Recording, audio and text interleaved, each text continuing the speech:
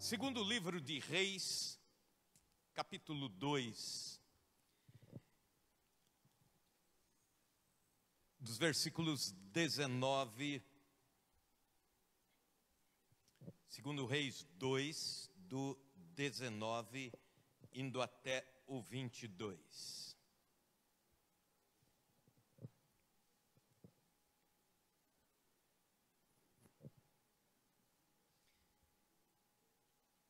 Enquanto você vai achando, deixe-me te dizer, o livro de Reis era mais ou menos como um livro-ata dos palácios reais. E contava os feitos históricos dos reis, dos profetas, dos principais, de todos aqueles que tinham alguma eminência sobre as nações de Israel, Reino Norte e de Judá. E quando chegamos aqui neste capítulo 2, nós encontramos o início do reinado, ou melhor, o início do trabalho do profeta Eliseu.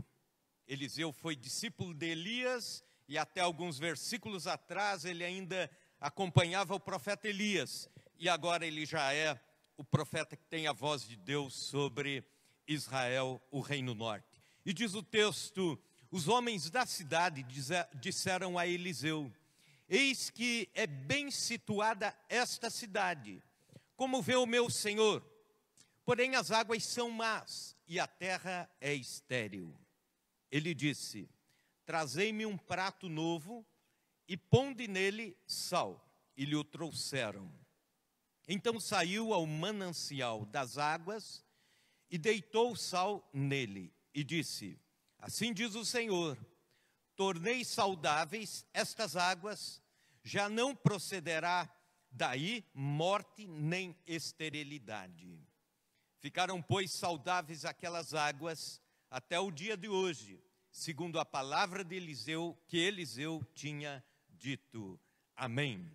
Curva a sua cabeça, vamos orar. Senhor Deus, nós reconhecemos como seres humanos a nossa fragilidade, as nossas limitações em trazer a Tua palavra, que é eterna, a Tua palavra, Senhor, que é santa, e nós pedimos que pela graça e misericórdia nós venhamos nesta noite a pregar os desígnios do Senhor aos nossos corações. Senhor, que nossos corações hoje sejam como terra, terreno, aplanado, preparado, afofado para receber a semente que o Senhor tem a plantar.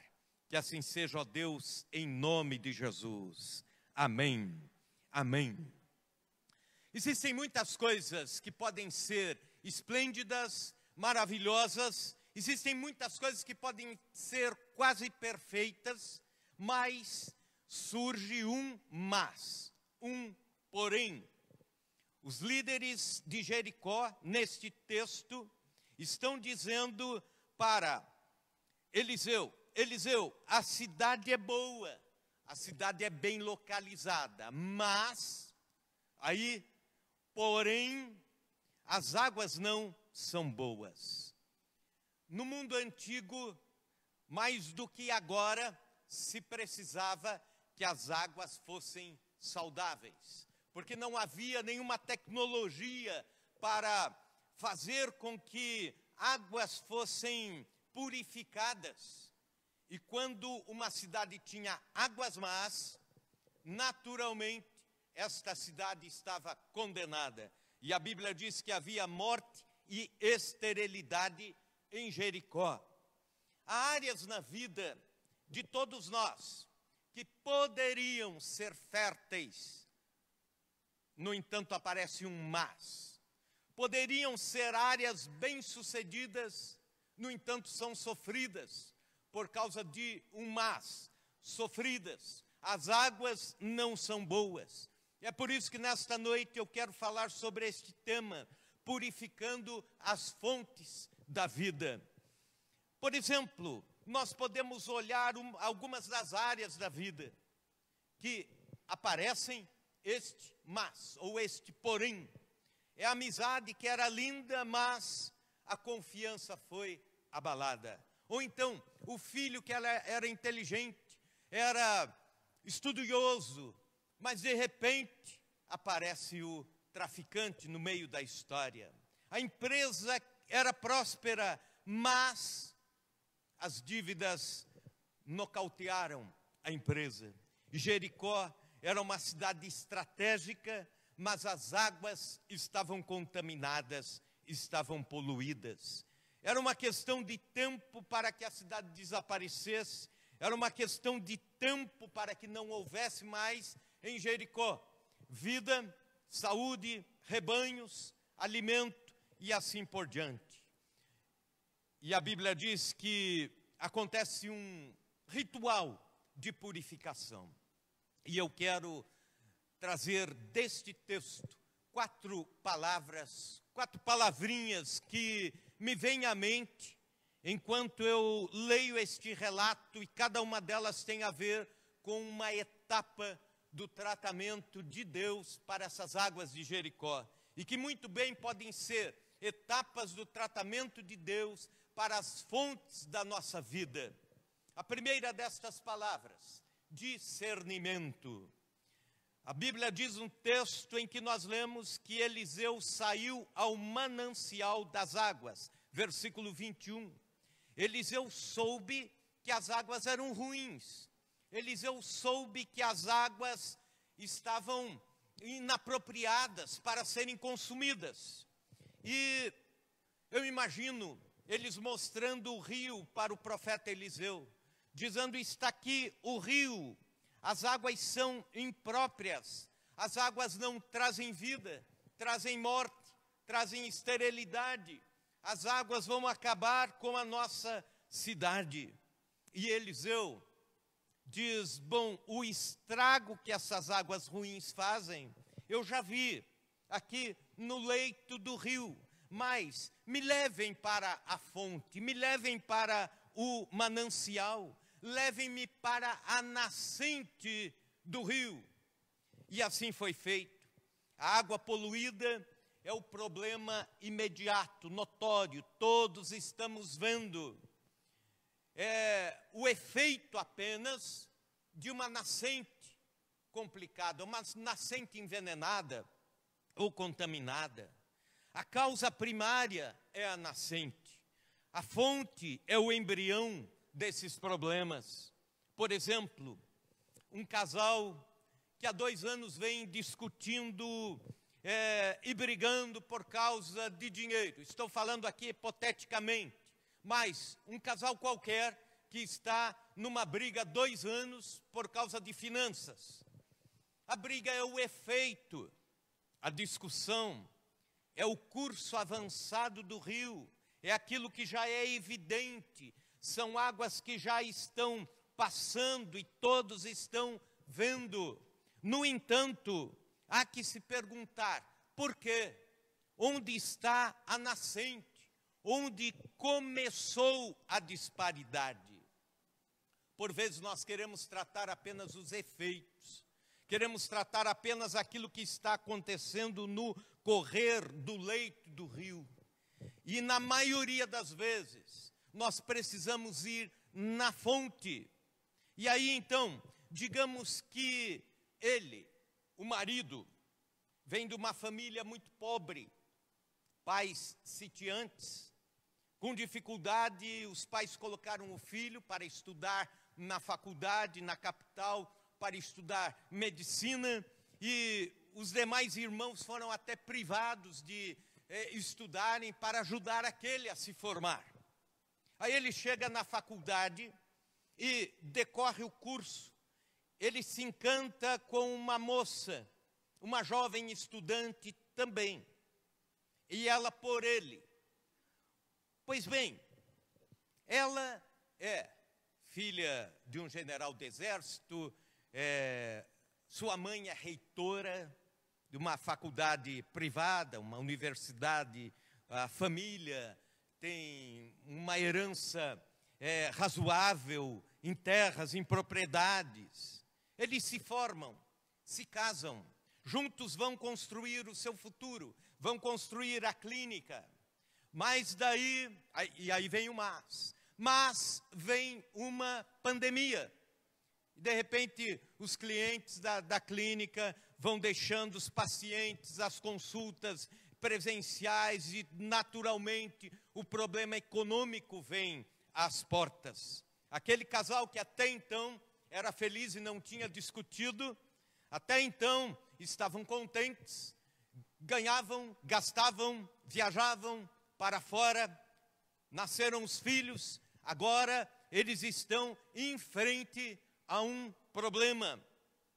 Veio a tal pandemia e aí a crise começou. O cinto apertou, não tinham reservas, as farpas começaram a ser trocadas. Sabe quando ele diz assim: você gasta demais, você é gastona, você não entende a importância que tem cada real aqui dentro de casa. Cada uma das coisas aqui tiveram um custo. E ela diz: não, é você que é pão duro. Ou então, você que é desorganizada. E você que é exigente demais. Até que, de repente, ela diz assim: é você que me deu o golpe do baú. Ou então, e aí ele responde: você já sabia como eu era e de que família eu vinha. E aí a autoestima vai achatando. E aí esse casal vai se tornando espremido. A nascente não é a briga por causa do dinheiro. Isso é apenas o rio. A nascente é a história que cada um deles tem com respeito ao dinheiro. Para ele, R$100 valia muito. Foi essa a história de vida que ele teve, a educação de vida que ele teve, o estilo de vida que lhe foi legado. Para ela, R$100 era o dinheiro do lanche lá na cantina da faculdade. Se você for mais a fundo, quem sabe nessas histórias de vida, nesses rios de vida, você vai ver que existem traumas de pobreza, de bloqueios, medos de privação, medo de falência, de forma que as brigas são apenas o curso do rio. Nós precisamos, quando estamos frente a um rio contaminado, frente a quando estamos observando águas ruins passando na nossa vida, em primeiro lugar, ir à fonte, discernimento, de onde vem, como começou, onde foi o embrião de tudo isso. É o ir à fonte, onde nascem os traumas, os medos, os dilemas, as manias. Ir mais a fundo nas causas. Alguém numa luta contra o vício precisa perguntar: onde eu comecei? Onde eu descarrilhei este trem? Onde foi o local? É por isso que a palavra de Deus lá em Apocalipse, dizendo à igreja de Éfeso, fala o seguinte: lembra-te de onde caíste. Lembra-te. Nós precisamos nos lembrar onde as coisas começaram. Onde este rio começou a ser contaminado. Hábitos violentos, ira, raiva, agressividade. Onde foi a nascente disso? Para que você volte a esta nascente pela fé, para dizer para Deus que você quer essas águas limpas novamente. Discernimento. Onde é a nascente?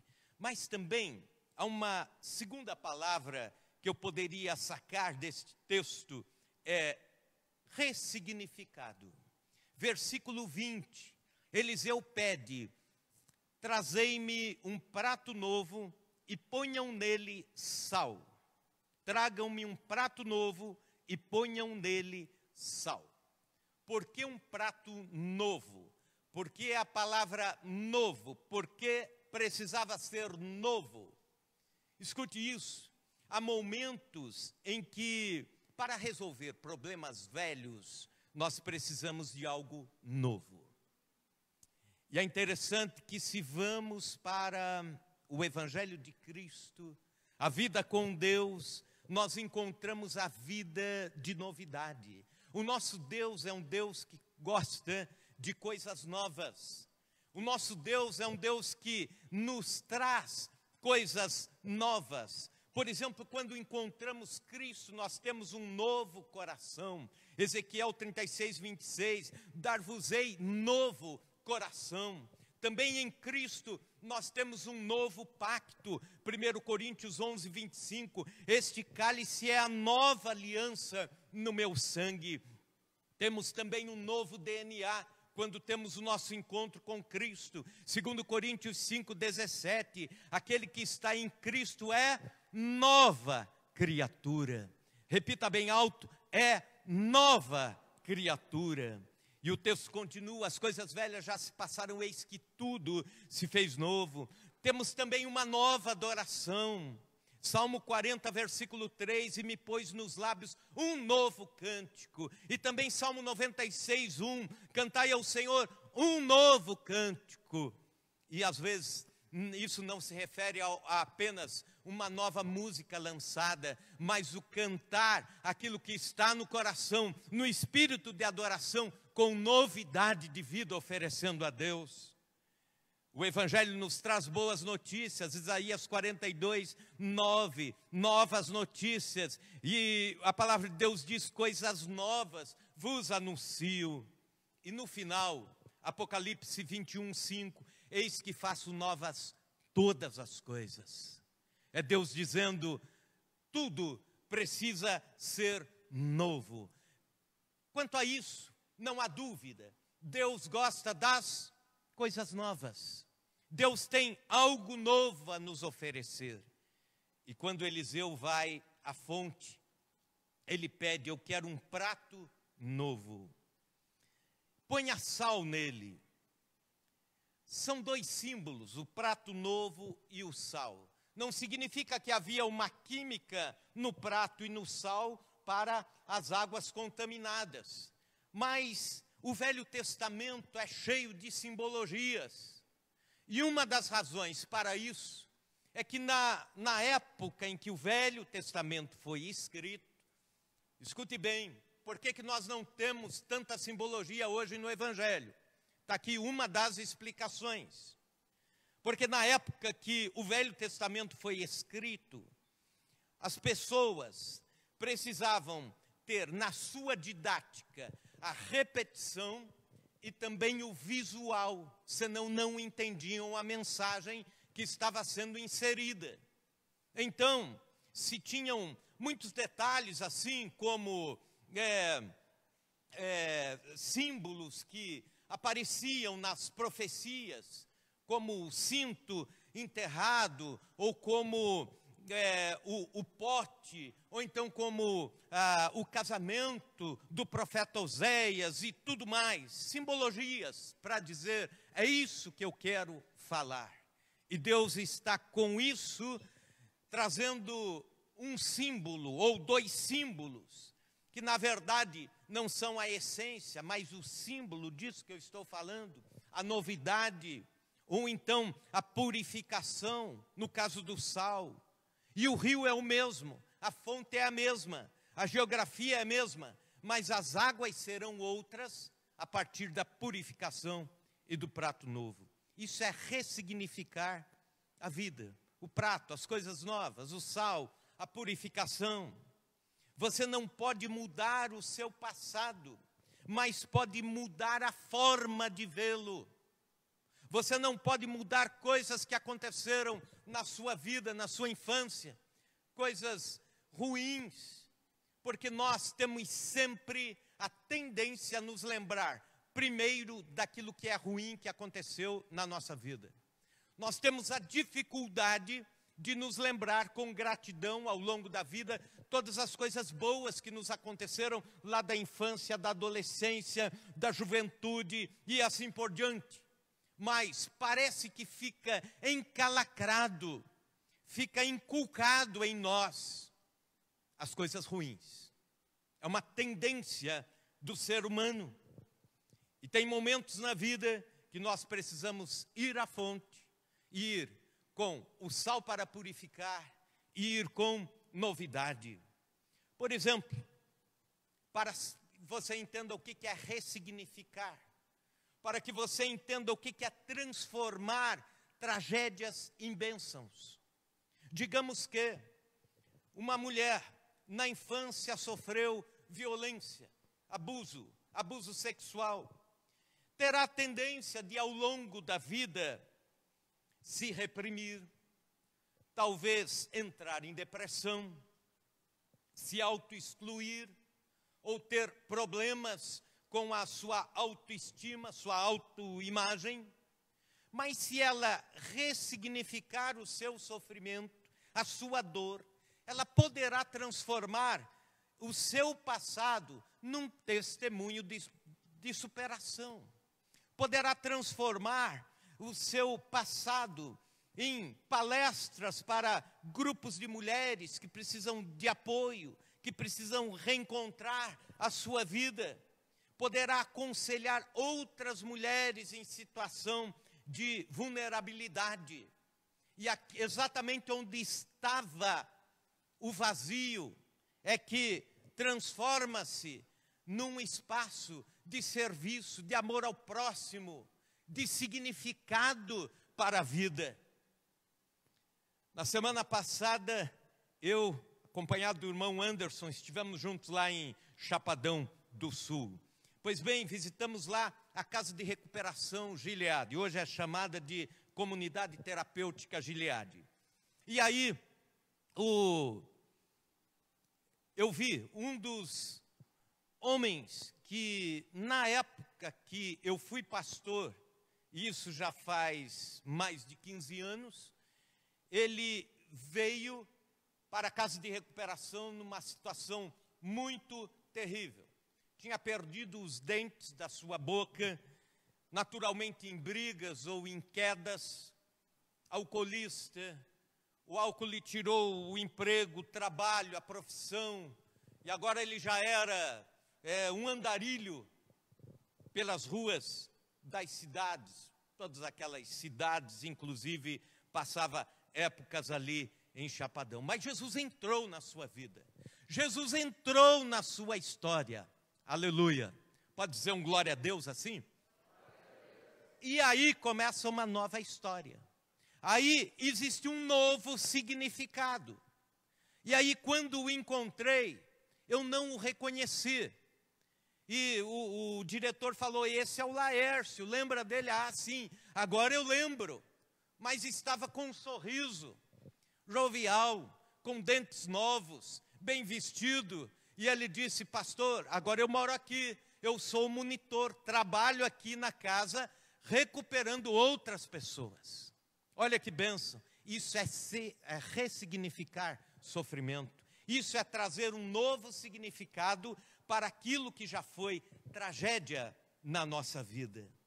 Em resumo, a vida com Deus é um prato novo que traz o sal da purificação.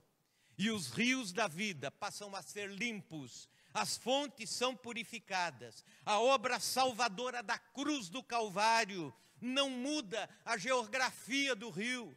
Você continua sendo você, eu continuo sendo eu. Nós temos passados diferentes, mas Jesus renova essas águas. Aleluia. Jesus cura as águas deste rio. E onde antes existia morte e esterilidade, passa a ter vida.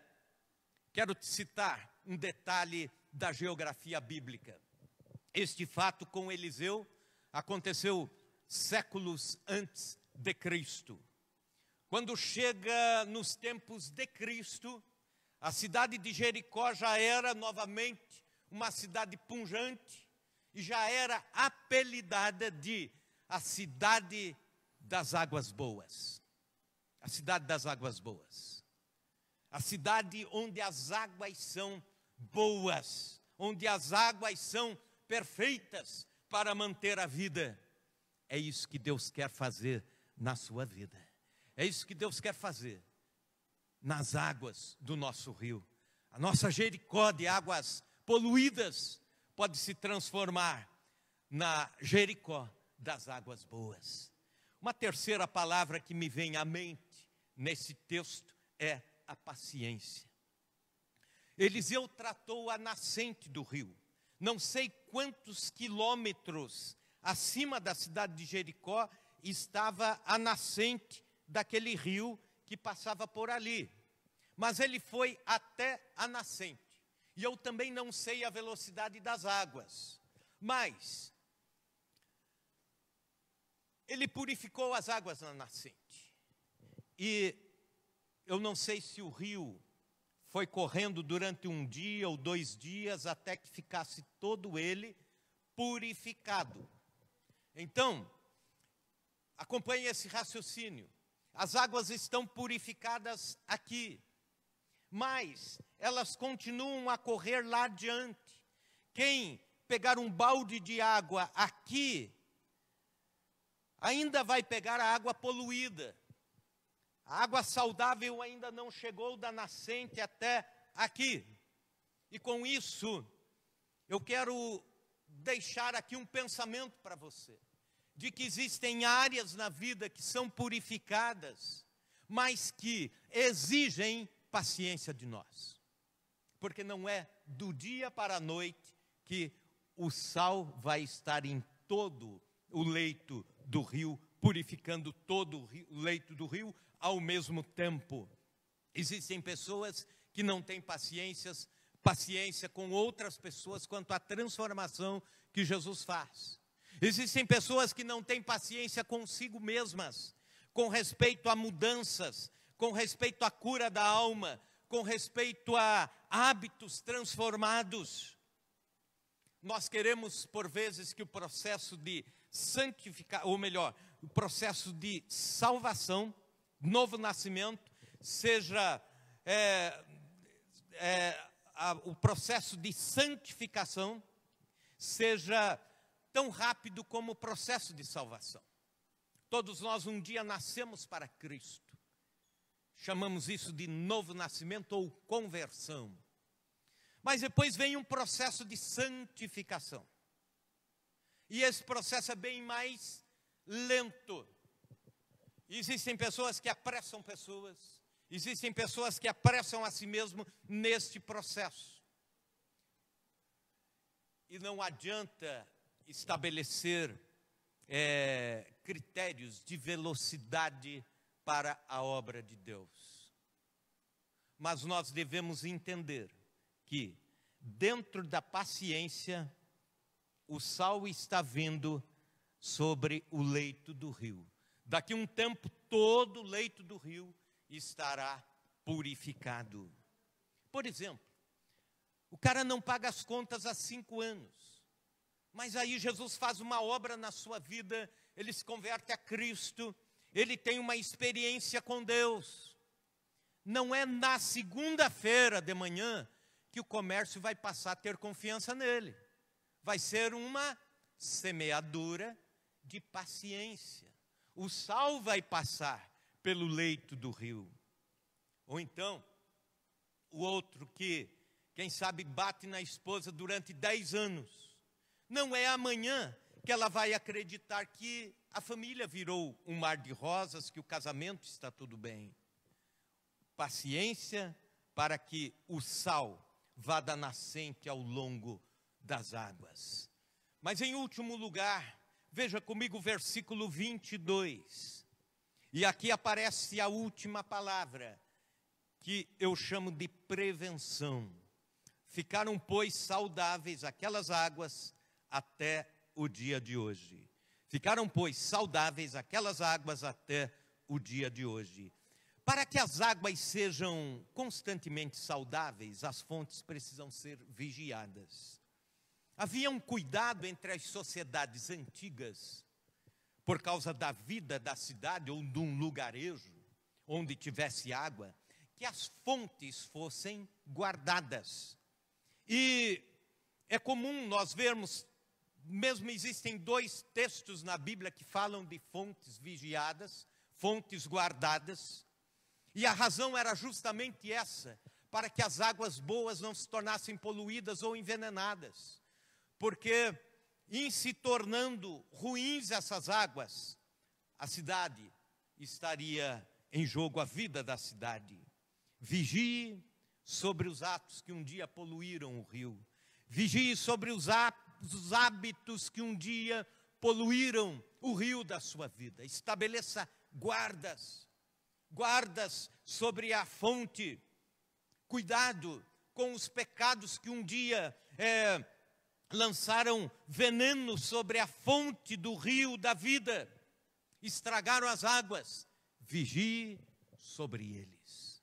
Todos nós cristãos precisamos de prevenção, cuidado nosso, cuidado em santificação, cuidado em comunhão com Deus, cuidado sobre aquilo que um dia na nossa vida foi a podridão da fonte. Eu quero te convidar a ficar em pé nesta hora.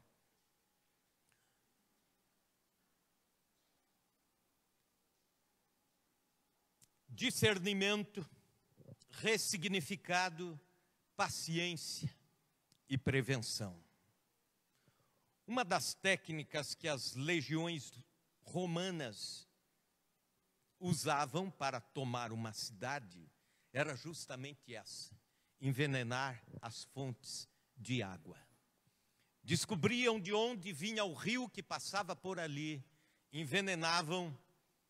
E por vezes não havia nem guerra, ninguém gastava uma flecha, um dardo na guerra, ninguém precisaria se preocupar. A própria cidade se rendia porque não havia mais vida, os rios estavam contaminados. Trazendo isso para a nossa vida, há muitas pessoas hoje nocauteadas, existem muitas pessoas tomadas, rendidas, vencidas, porque as fontes da vida foram envenenadas, porque as fontes da vida foram sujas. Hoje Deus nos desafia a purificar as fontes da vida. Eu quero convidar você a curvar a cabeça, fechar os olhos agora.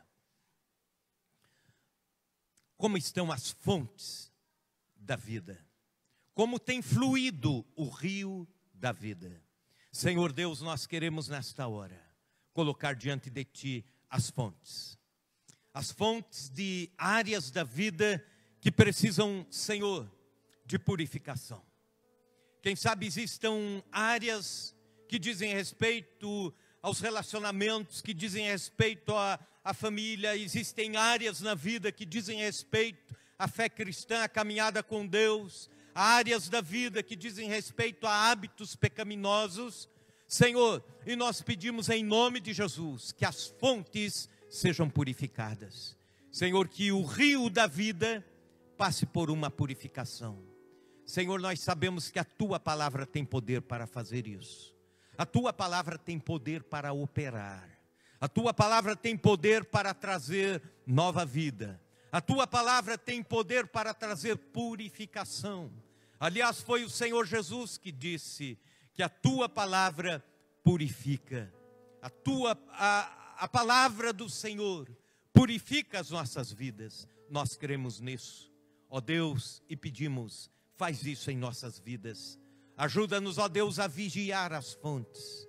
Nós sabemos que o inimigo cada vez mais, Satanás cada vez mais tem tentado, tem procurado contaminar as fontes dos pensamentos, a fonte da vida, a fonte, ó Deus, de tantas áreas da nossa caminhada, da nossa existência, dos rios da nossa vida. E é por isso que nós precisamos de misericórdia do Senhor, para que o rio flua e para que as fontes sejam vigiadas. Ajuda-nos a isso, em nome de Jesus. Amém. Diga amém, Jesus. Amém.